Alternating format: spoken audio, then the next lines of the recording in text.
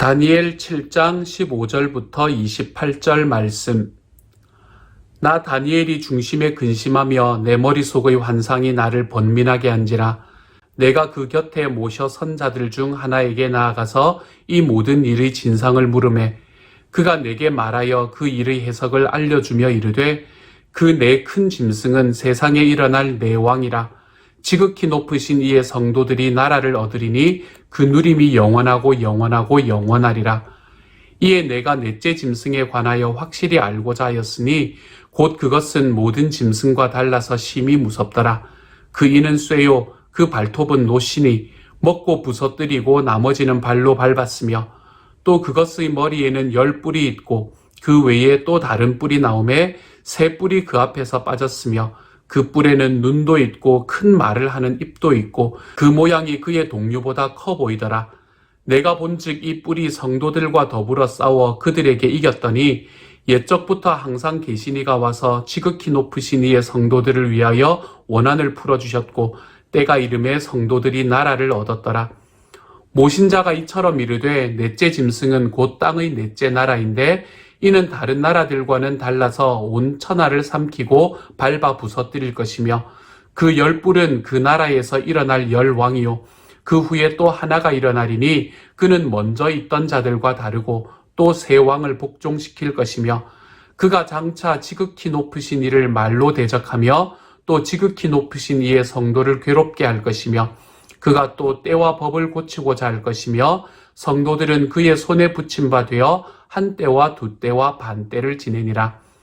그러나 심판이 시작되면 그는 권세를 빼앗기고 완전히 멸망할 것이요 나라와 권세와 온 천하 나라들의 위세가 지극히 높으신 이의 거룩한 백성에게 붙인 바 되리니 그의 나라는 영원한 나라이라. 모든 권세 있는 자들이 다 그를 섬기며 복종하리라. 그 말이 이에 그친지라. 나 다니엘은 중심에 번민하였으며 내 얼굴빛이 변하였으나 내가 이 일을 마음에 간직하였느니라. 아멘. 어제의 말씀에서 우리는 다니엘이 벨사살 왕 원년에 4개의 짐승에 관한 꿈을 꾸었던 것을 보게 되었습니다. 그것을 망원경으로 살펴보았지요. 다니엘이 꾸었던 꿈 중에서 나온 4개의 짐승은 첫 번째는 사자 같은 짐승이고 두 번째는 곰 같은 짐승이고 세 번째는 표범 같은 짐승이고 네 번째는 그 이름은 알 수 없지만 무언가 무섭고 두려운 짐승이었습니다. 이 짐승들은 무엇을 이야기한다고 그랬나요? 다니엘서 2장에 나오던 그 느부갓네살이 꾸었던 꿈에 나오는 신상과 같은 의미라고 생각을 하시면 된다고 말씀드렸습니다. 그 신상에서 나오는 금머리, 은으로 만든 가슴과 팔, 그리고 노스로 만든 배와 넓적다리, 그리고 이 쇠로 만든 종아리, 그리고 흙과 쇠로 함께 들어가 있는 그 발과 발가락, 이것과 비슷한 것이라고 생각하시면 됩니다. 그래서 첫 번째로 나타나는 사자와 같은 짐승은 바벨론을, 두 번째로 나타나는 곰과 같은 짐승은 메대를, 세 번째로 나타났던 표범과도 같은 짐승은 페르시아를, 네 번째로 나타난 이름은 알지 못하지만 두렵고 무서운 짐승, 그것은 그리스를 이야기한다라고 생각을 하시면 된다고 말씀드렸습니다. 이처럼 망원경으로 그 꿈을 전체적으로 바라보았던 이야기가 어제의 말씀이었다면 오늘의 말씀에서는 그 중에서 하나를 현미경으로 들여다보는 것 같은 말씀이 바로 오늘의 말씀입니다. 그 중에서 지금 이 다니엘이 궁금한 것은 이 네 번째 짐승이 되는 거예요. 그 짐승이 무엇인지도 사실은 잘 알지 못하겠고, 그리고 거기에 나타나는 10개의 뿔이 있다. 그 뿔이 도대체 무엇을 이야기하는가, 이런 것들도 잘 알지 못하는 그런 상황이 자기에게 오니까 오늘 다니엘은 그 네 번째 짐승이 과연 어떤 의미입니까? 라고 거기에 모셔져 있는 천사 중에 한 사람에게 질문하는 이야기를 오늘 말씀 속에서 보여주고 있습니다. 그렇게 다니엘이 질문을 하였더니 먼저 오늘의 17절의 말씀에서는 이렇게 이야기를 합니다. 그 네 큰 짐승은 세상에 일어날 네 왕이라. 우리가 어제 이야기했던 거잖아요. 그리고 18절에서는요. 지극히 높으신 이의 성도들이 나라를 얻으리니 그 누림이 영원하고 영원하고 영원하리라. 요거는 어제 했던 부분의 마지막 부분의 말씀을 말하는 겁니다. 인자와 같은 이가 계셨다. 하늘 보좌에 앉으신 이가 계셨다라고 이야기하잖아요. 그 메시아셨던 분, 그분이 나라를 얻게 될 것인데 그 나라를 얻게 된 그분과 함께 성도들이 나라를 얻게 될 것이다 라고 이야기합니다. 이 다니엘서의 말씀은 아직 교회가 세워지기 전에 적혀진 말씀이잖아요. 그렇죠? 그러므로 여기서 말하는 성도라고 이야기하는 것을 교회를 다니는 사람들, 예수님을 믿는 사람들이라고 1차적으로 생각을 하셔서는 안 됩니다. 여기서 말하는 성도는 하나님 앞에 부름받은 사람들, 어떻게 보면 하나님을 잘 믿고 있는 유대인들, 여기서는 그렇게 생각을 하는 것이 1차적인 의미이겠죠. 물론 나중에 우리가 예수님을 알고 나중에 우리가 예수님께서 이 땅에 교회를 세우시고 난 다음에는 이 성도라는 이야기가 그 교회 예수님을 믿는 사람들로 확장되어 가지만 여기에서는 구별된 사람들, 하나님 앞에 거룩하게 살아가려고 노력하고 있는 유대인들, 그 사람들을 말하는 것이라고 생각을 하시면 됩니다. 그 사람들이 나라를 얻을 것인데 그 누림이 영원하고 영원할 것이다 라고 이야기하고 있는 말씀이죠. 그리고는 넷째 짐승에 관한 이야기로 그 이야기가 확장되어 갑니다. 19절에서 이에 내가 넷째 짐승에 관하여 확실히 알고자 하였으니 라고 이야기를 하면서 그 넷째 짐승이 어떤 의미입니까? 라고 질문을 하게 되지요. 이 넷째 짐승의 특징들을 몇 가지를 설명을 하는데요. 일단은 굉장히 무섭다라는 것이 첫 번째 의미이고요. 두 번째로는 20절에서 또 그것의 머리에는 10뿔이 있고 그 외에 또 다른 뿔이 나오매 3뿔이 그 앞에서 빠졌으며 그 뿔에는 눈도 있고 큰 말을 하는 입도 있고 그 모양이 그의 동류보다 커 보이더라 라고 이야기합니다. 물론 여기에서는 이 문학적인 이야기가 함께 들어가 있는 것도 사실입니다. 그렇지만 여기에서 나타나는 것은 역사적인 하나의 상황들을 이야기하고 있다는 것이 너무 분명합니다. 먼저 여기서 이야기하는 넷째 짐승이라고 이야기하는 것을 우리가 어제 그리스라고 이야기했잖아요. 그렇죠? 이 그리스라는 나라에 대해서 여러분이 조금 아셔야 할 게 있습니다. 우리가 보통 그리스라고 이야기하면 어떤 나라들을 생각을 하기가 십상인가 하면 우리가 왜 고대 그리스 이런 나라들을 생각을 하기가 십상입니다. 하지만 그리스라는 나라의 첫 시작은 어디서 시작이 되나 하면 바로 알렉산더 대왕에서부터 시작이 됩니다. 그리스라는 나라는 알렉산더 대왕 때부터 시작이 되어서 그 알렉산더 대왕의 그 영토가 확장되는 그곳에서부터 이 그리스라는 나라가 시작이 되는 것이죠. 이렇게 알렉산더 대왕이 큰 제국을 형성하고 난 다음에 그의 제국은 그의 휘하에 있던 4명의 장수들에게 나뉘어졌다라는 것을 제가 예전에 한번 말씀드렸잖아요. 그렇게 나누어진 나라 중에서 크게 2가지의 나라가 이 이스라엘에게 영향을 미치게 되는데요. 그 나라가 바로 어떤 나라인가 하면 셀류시드라는 나라와 그리고 프톨레미라는 나라입니다. 이 셀류시드라는 나라와 프톨레미라는 나라는 이 그리스의 일원이면서 이 그리스 전체에서 가장 큰 힘을 가지고 있던 나라가 바로 이 두 나라였던 거지요. 그래서 이 프톨레미라는 나라와 셀류시드라는 나라가 함께 전쟁을 참 오랫동안 거의 100여 년 정도 전쟁을 하면서 살았었는데요. 그런데 그 중에서 여기에서 말하는 이 4번째 뿔은 셀류시드 왕조를 이야기하는 것입니다. 그쪽으로 연결되는 뿔이라고 생각을 하시면 돼요. 이 셀류시드 왕조에는 10명의 왕이 있었거든요. 그 10명의 왕들을 쭉 이야기하는 것이 10개의 뿔이라고 생각을 하시면 되고요. 그 중에서 나타난 이 작은 뿔 하나, 3뿔이 그 앞에서 빠지면서 나타났던 이 작은 뿔 하나, 그것이 무엇을 말하나 하면 바로 이 셀류시드 왕조 중에 굉장히 중요한 하나의 왕, 이스라엘에게는 잊을 수 없는 하나의 왕으로 등장을 하는 안티오쿠스 에피파네스 4세라고 생각을 하시면 됩니다. 드디어 이상한 이름이 나왔죠, 그렇죠? 이 중간사를 한번 하시면 이게 어떤 의미인지를 아시게 될 건데 우리가 교회에서 중간사를 한다는 것이 그렇게 쉽지만은 않은 이야기인 것 같습니다. 중간사라는 것은 이 신약과 구약의 중간에 일어났던 일을 말하는 거예요. 이 안티오쿠스 에피파네스 4세라는 사람은 주전 한 190년 정도의 이 셀류시드 왕조의 왕으로 등극을 한 사람이고요. 그리고 이 사람 때에 이 이스라엘이 누구의 손아귀에 넘어가나 하면 이 셀류시드 왕조의 손아귀에 넘어가게 됩니다. 물론 그 이전의 왕에게서도 이 셀류시드 왕조가 이스라엘에 영향력을 미칠 수는 있었지만 대체로 이스라엘을 거의 100여 년 동안 알렉산더 대왕 이후로 거의 100여 년 동안 그 이스라엘 지역 전체에 영향력을 미치던 것은 이 프톨레미 왕조였거든요. 그런데 셀류시드 왕조에 있던 왕이 이제 그 지역의 영향력을 차지하기 시작하면서 이 안티오쿠스 에피파네스 4세라는 사람이 등장을 하게 되는 겁니다. 이 사람이 했던 일은 참 무시무시한 일이었습니다. 이 사람은 여기에서 말하는 좀 특별한 뿔이었잖아요. 그렇죠? 그의 동료보다도 더 커 보이는 이런 좀 특별한 뿔을 가지고 뿔로 표현되고 있잖아요. 근데 이 사람이 했던 것은 무엇인가 하면 성전을 완전히 더럽혀버리는 일을 하게 됩니다.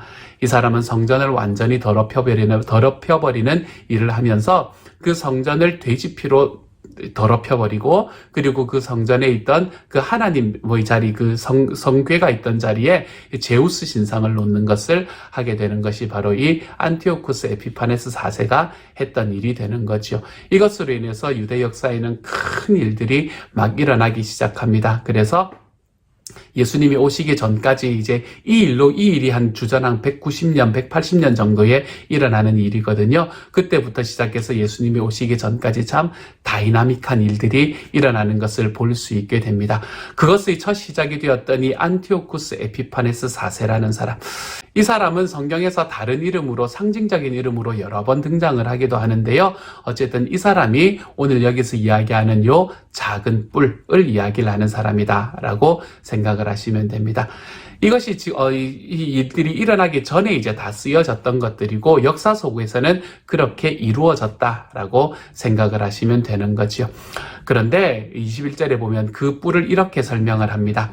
내가 본즉 이 뿔이 성도들과 더불어 싸워 그들에게 이겼더니 라고 이야기합니다. 성도들과 싸워서 이겼다는 말이에요. 다시 말하면 유대인과의 전쟁 속에서 이 왕이 승리하게 되고 그 성전을 더럽히는 곳까지 가게 될 것이다 라는 이야기를 하고 있는 이야기이죠. 하지만 이 일은 오래 가지 않았습니다. 그 이후에 어떤 일이 벌어지나 하면 22절에서요. 옛적부터 항상 계신 이가 와서 메시아를 이야기하는 거겠죠. 그렇죠? 하나님의 능력을 이야기하는 것이겠죠. 지극히 높으신 이의 성도들을 위하여 원한을 풀어주셨고 때가 이르러 성도들이 나라를 얻었더라. 여기서 실제로 유대가 나라를 얻습니다. 이 유다 백성들이, 이스라엘 백성들이 그때 당시에 그곳에 이제 이 왕과의 전쟁에서 나중에 결국 승리하게 되거든요. 그 승리를 통해서 나라를 얻게 됩니다. 그리고 그 나라가 한 100년 정도 지속되는 그 나라를 얻게 되죠. 이제 이런 일들이 유대 역사 속에서 벌어집니다. 그 일을 지금 예언하고 있는 것이 바로 21절과 22절의 말씀이 되는 거예요. 그리고 이 뿔에 관한 이야기를 조금 더 이야기를 하는데요. 그게 24절부터 나오는 이야기입니다. 그 10뿔은 그 나라에서 일어날 10왕이요. 셀류시드 왕조를 이야기합니다. 그 후에 또 하나가 일어나리니 이게 안티오쿠스 에피파네스 4세를 이야기하는 거예요. 그는 먼저 있던 자들과 다르고 또 새 왕을 복종시킬 것이며 새 왕이라는 것은 그 알렉산더 대왕에게서부터 흩어져 나왔던 그 네 나라가 있었다 그랬잖아요. 그 네 나라의 왕을 복종시킬 것이다. 주도권을 이 사람이 차지할 것이다 라는 걸 말하는 거예요. 그리고 25절에서는요. 그가 장차 지극히 높으신 이를 말로 대적하며 또 지극히 높으신 이의 성도를 괴롭게 할 것이며 그가 또 때와 법을 고치고자 할 것이며 여기서 말하는 때와 법을 고친다라는 것은 하나님을 섬기는 그 절기들을 다 고쳐서 제우스를 섬기는 절기들로 바꾸어 놓으려고 할 것이다 라는 이야기를 하는 겁니다. 그리고 성도들은 그의 손에 붙임 바 되어 한 때와 두 때와 반 때를 지내리라 라고 이야기합니다. 이전에도 한번 때라는 이야기를 하면서 제가 설명을 드렸잖아요. 그렇죠? 여기서 말하는 때라는 것은 그냥 년이다 라고 생각하시면 됩니다. 몇 년이다 이렇게 생각하시면 돼요. 한 때와 두 때와 반 때를 지낸다라는 것은 결국 3년 반을 지낼 것이다 라는 것을 이야기하는 겁니다. 이 이야기는 여기서는 이렇게 한 때와 두 때와 반 때라는 이름으로 3년 반을 이야기하고 있지만 9장 27절 이 다니엘서 9장 27절의 말씀에서는 한 일해의 반이다 라는 이야기로 이 3년 반을 표현하고 있습니다. 7의 반이니까 그렇죠? 3년 3.5가 되는 거잖아요. 또 8장 14절에서는 제가 거기에 가서 조금 더 자세하게 설명을 하겠지만 어쨌든 이 3년 반을 대략적으로 이 일수로는 어떻게 될 것이다 라고 이야기해서 그 일수를 우리에게 이야기하는 것으로 등장을 합니다. 그래서 이 안티오쿠스 에피파네스 4세라는 사람이 그 유다 지역 전체를 차지하고 그리고 그곳에서 하나님의 이름을 더럽히고 성도들을 괴롭게 하는 것이 3년 반 정도 지속될 것이다 라고 예언을 했고, 다니엘의 예언처럼 실제로 주전 약 200년, 주전 한 190년, 180년여간에 가면 이러한 일들이 일어나게 되는 것을 우리가 볼 수 있게 됩니다. 그러므로 다니엘이 지금 말하고 있는 것은 너무나 분명한 역사적인 상황으로 나중에 너무나 정확하게 일어나고 있다는 것을 우리는 역사 속에서 확인할 수 있게 되는 것입니다. 우리가 이 말씀을 통해서 바라볼 수 있는 것은 무엇일까요? 그러면 우리는 이 말씀을 통해서 하나님께서 우리에게 주시는 하나의 사실을 바라보기를 소망합니다. 하나님이 우리에게 주시는 하나의 사실은 하나님께서는 역사의 주인이 되어주시는 분이다 라는 것입니다. 주님께서는 역사의 주인 되기에 충분할 만한 능력을 가지신 분이시고 또한 이 역사 전체를 이끌어 가시는 분이 바로 우리 주님이십니다. 이것은 지금 다니엘이 살아가던 때보다 약 200년 정도 후에 일어날 일을 이야기하고 있는 거거든요. 그 일들을 이야기하는데 너무나 놀랍게도 다니엘이 200년 전에 예언했던 이 이야기가 200년 후에 너무나 정확하게 일어나고 있는 것을 우리는 역사를 통해서 바라볼 수 있게 됩니다. 하나님께서는 역사를 이끌어 가시는 분이십니다. 민족의 역사와 세계의 역사와 그리고 저와 여러분 개개인의 역사를 이끌어 가시는 분이십니다. 그러므로 주님께서 우리의 삶을 이끌어 가신다라는 이 고백이 있을 때에 우리는 하나님 앞에서 조금 더 평안하게 살아갈 수 있는 삶을 선택할 수 있게 됩니다. 그러므로 사랑하는 여러분 기억하십시다. 이 큰 역사, 이 그리스라는 전체의 역사, 페르시아라는 전체의 역사를 하나님께서는 미리 이야기해 주시고 그 일을 주관해 가시고 이끌어 가신 분이 바로 내 하나님이시라면 동일하신 하나님은 저와 여러분의 삶의 역사 속에서도 오늘 우리의 삶을 이끌어 가시는 분이 되실 것이라는 이 사실을요. 그래서 저와 여러분의 삶이 오늘 하루 살아가는 우리의 이 작디 작은 삶에도 우리 하나님의 눈빛과 우리 하나님의 인도하심이 있다는 것을 명심하고 주님이 나를 인도하실 것이기 때문에 나의 삶은 결단코 아무것도 아닌 것이 아니다. 내 주님께서 나를 인도하시기 때문에 내 삶의 가치는 내 주님만큼의 가치를 가지고 있다. 이것을 좀 분명히 기억하고 걸어갈 수 있는 저와 여러분이 되시기를 소망합니다. 그래서 주님께서 우리에게 주시는 이 놀라운 능력 속에서 하나님께서 우리의 삶에 주시는 하나님의 은혜 속에서 주님이 나를 인도하여 가시는 그 길이 있으므로 나의 삶의 가치가 내 주님의 가치로 매겨질 수 있다는 것을 기억하고 오늘 하루 살아가는 삶 속에서 자기 스스로에 대해서 너무 과소평가하지 마시고요. 내가 이것밖에 안 되나라는 생각 내려놓으시고요. 주님이 나의 주님이 되시니까 나의 가치는 거기서 확인할 수 있다. 우리가 그것을 좀 확실하게 기억하고 걸어갈 수 있는 하나님의 사람이 되십시다. 또한 지금 미국은 여러 가지로 좀 힘든 기간으로 걸어 들어가고 있는 것 같습니다. 이 근처에도 이제는 더 이상 의료시설이 부족해서 이제는 좀 힘들어지고 있다라는 이런 메시지들도 막 뜨고 있는 그런 상황들입니다. 이러한 상황들 속에서 미국의 대통령은 아직까지 어떤 사람이 대통령이 될 것인지가 완전히 결정나지 않은 이러한 상황 속에서 우리들이 하나님께서 이 모든 것들이 주관자 되심을 믿고 그것을 주관하시고 인도해 가시는 분이 내 주님이시기 때문에 우리는 그 주님께 기도함으로 우리의 삶을 하나님 앞에 우리의 역사를 하나님 앞에 드리며 나아갈 수 있는 사람이 되어 가십시다. 이 코비드의 기간 동안 많은 분들이 힘들어하고 어려워하는 이 기간 동안 또한 이 미국의 대통령이 결정되는 모든 과정들 하나하나들 속에서 하나님께서 역사를 이끌어 가시는 주님께서 거기에 하나님의 능력을 부어주시기 위해 오늘 하루 기도해 볼 수 있는 저와 여러분이 되시기를 주님의 이름으로 축복합니다. 그래서 큰 역사의 길뿐만이 아니라 저와 여러분의 작은 개인의 역사도 이끌어 가시는 주님을 믿어드리고 기대하고 기도하며 걸어가는 하루가 되어 가시기를 우리 주님의 이름으로 축복합니다. 함께 한번 기도하겠습니다. 사랑하는 주님, 역사를 이끌어 가시는 하나님이 나의 하나님이 되시니 감사합니다. 민족의 역사와 세계의 역사, 이 땅을 살아가는 작디 작은 우리 모두의 역사를 이끌어 가시는 하나님이 나의 주님이 되심을 감사드립니다. 주님, 오늘 하루 살아가며 미국을 이끌어 가시는 주님의 손길을 볼 수 있게 하여 주옵소서. 전 세계적으로 퍼져가는 이 팬데믹의 상황 속에서도 이 모든 것들에 하나님께서 이 하나님의 손을 대어주시는 것을 경험하는 하루가 되게 하여 주옵소서. 또한 작디 작은 우리 모두의 역사 속에서도 하나님께서 우리의 삶을 인도하심을 우리 눈으로 바라볼 수 있는 하루가 되게 하여 주옵소서. 그래서 주님께서 나를 이끌어 가심으로 나의 삶의 가치는 내가 생각하는 만큼의 가치가 아니라 내 주님만큼의 가치임을 우리의 삶에 고백하고 걸어가는 모두가 될 수 있도록 주여 도와주옵소서. 모든 말씀 우리 주님 예수님 이름으로 기도드립니다. 아멘.